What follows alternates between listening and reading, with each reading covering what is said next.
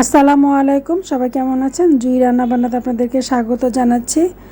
তো এখন তো আমের মৌসুম এবং প্রচুর গরম। তো এই গরমে আমি এমন একটি রেসিপি নিয়ে হাজির হয়েছি যেটা খেলে প্রাণটা একেবারে জুড়িয়ে যাবে। তো এখানে একটি আমি পাকা আম নিয়ে নিয়েছি। তা আমটা আমার ছাদের একটা আম গাছ আছে, সেখান থেকে আমটা গাছ পাকা আম। তো এই আমটা দিয়ে আজকে আমি আপনাদেরকে রেসিপি তৈরি করে দেখাবো। তো এই ভিডিওটা আমার ডিলিট হয়ে গিয়েছে, তাই আমি আমের ভিডিওটা দেখাতে পারিনি। তো এখানে আমি একটি কাপ আইসক্রিম নিয়ে নিয়েছি এবং একটি আম থেকে একটি চিড় আমি কেটে নিয়েছি। এখন আমি এই আমটাকে ছোট ছোট টুকরা করে কেটে আইসক্রিমের মধ্যে দিয়ে দিব। তো আমি একটু ভুল করেছি, আইসক্রিমটা আমি আগে ঢেলে ফেলেছি।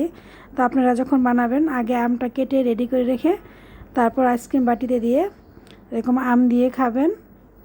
অবশ্যই দেখবেন ভালো লাগবে। গরমের দিনে যারা আম পছন্দ করেন এবং আইসক্রিম পছন্দ করেন তারা খেয়ে দেখবেন, আমার রেসিপিটা অনেক ভালো লাগবে।